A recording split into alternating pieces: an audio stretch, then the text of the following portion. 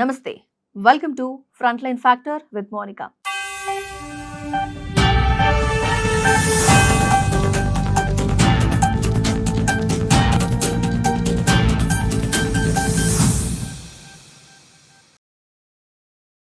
భారత్లో జిఎస్టి సంస్కరణలతో festival season boost up కాబోతోందా అనంటే అవుననే సమాధానం వినిపిస్తోంది. ఎక్కువగా మిడిల్ క్లాస్కు రిలీఫ్ ఇచ్చే విధంగా జిఎస్టి కౌన్సిల్ నిర్ణయాలు తీసుకుంది. ఇంకొన్ని రోజుల్లో మన దేశంలో బిగ్గెస్ట్ ఫెస్టివల్ సీజన్ మొదలవుతుంది అంటున్నారు. అయితే దసరా నవరాత్రి ఉత్సవాలు అలాగే దీపావళి పండుగలు ఉన్నాయి కదా, ఈ టైంలో రిటైల్, ఆటోమొబైల్, ఎలక్ట్రానిక్స్, బట్టలు, ఆభరణాలు, స్వీట్స్, గృహోపకరణాలు, గిఫ్ట్ ఐటమ్స్ ఇలాంటి రంగాల్లో భారీగా కొనుగోళ్లు అనేవి జరుగుతుంటాయి. మార్కెట్లప్పుడు కళకళలాడుతూ ఉంటాయి.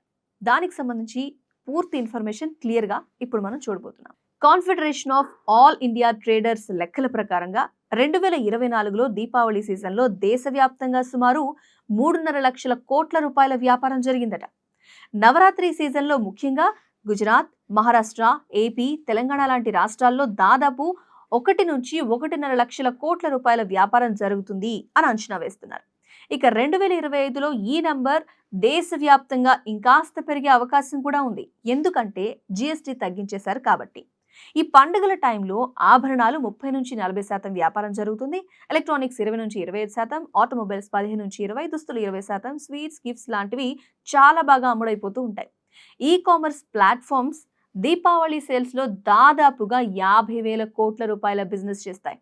సో ఈసారి జిఎస్టి ధమాకాతో పండుగ బిజినెస్ 4 లక్షల కోట్ల రూపాయలు దాటేస్తున్నాయి అన్న లెక్కలు కూడా కనిపిస్తున్నాయి. ఒకవేళ అదే జరిగితే మన ఎకానమీకి కొత్త బూస్టప్ వచ్చే ఛాన్స్ ఉంటుంది. జిఎస్టి స్లాబ్లు ఇదివరకు 5%, 12%, 18%, 28%గా ఉండేవి. ఇప్పుడు వాటిని 2కు కుదించారు. అంటే 5%, 18% మాత్రమే ఉంచడం జరిగింది. మిడిల్ క్లాస్ ప్రజలు రోజువారీగా వాడే చాలా వస్తువుల మీద జీరో జిఎస్టి కూడా తీసుకొచ్చారు. 12%, 28% స్లాబ్లను తొలగించడం వల్ల చాలా వస్తువులు 5% లేకపోతే 18% స్లాబ్లోకి వచ్చేసాయి. ఒకసారి ఆ లిస్ట్ ఏంటో మనం కూడా చూసేద్దాం. అవేంటి అంటే స్టేషనరీ వస్తువులు, హెల్త్, లైఫ్ ఇన్సూరెన్స్ల మీద జీరో, కిరాణా సామాను, బైక్స్, 1200 సీసీలోపు కార్ల మీద జిఎస్టీలు తగ్గించారు.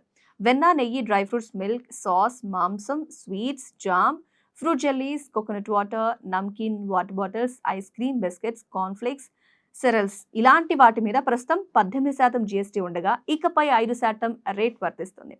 టీవీలు, ఏసీలు, డిష్ వాటర్స్, వాషింగ్ మెషిన్స్ 28% నుంచి 18%కి తగ్గిపోయింది.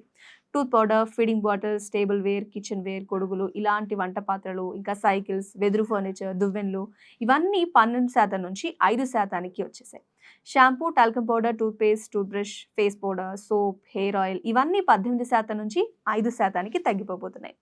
సిమెంట్ మీద కూడా ట్యాక్స్ 28% నుంచి 18%కి కట్ డౌన్ చేశారు. దీంతో నిర్మాణ రంగానికి కూడా చాలా బూస్టప్ వస్తుంది అంటున్నారు. పెట్రోల్, ఎల్పిజి, సిఎన్జి వెహికల్స్ మీద ట్యాక్స్ 28% నుంచి 18%కి తగ్గిపోతుంది. 1200 సీసీ కంటే ఎక్కువ ఉండే పెట్రోల్ కార్లు, 1500 సీసీ కంటే ఎక్కువగా ఉండే డీజిల్ కార్లకు 40% జిఎస్టీ వర్తిస్తుంది. అలాగే ఎలక్ట్రిక్ వెహికల్స్ కు ప్రస్తుతం ఉన్న 5% రేట్ కంటిన్యూ అవుతుంది అంటున్నారు. ఇక అలాగే ఎర్రకోట నుంచి ప్రధాని మోదీ ప్రకటించిన నెక్స్ట్ జనరేషన్ జిఎస్టీ సంస్కరణలకు ఆమోదం తెలపమన్నారు ఆర్థిక మంత్రి నిర్మలా సీతారామన్.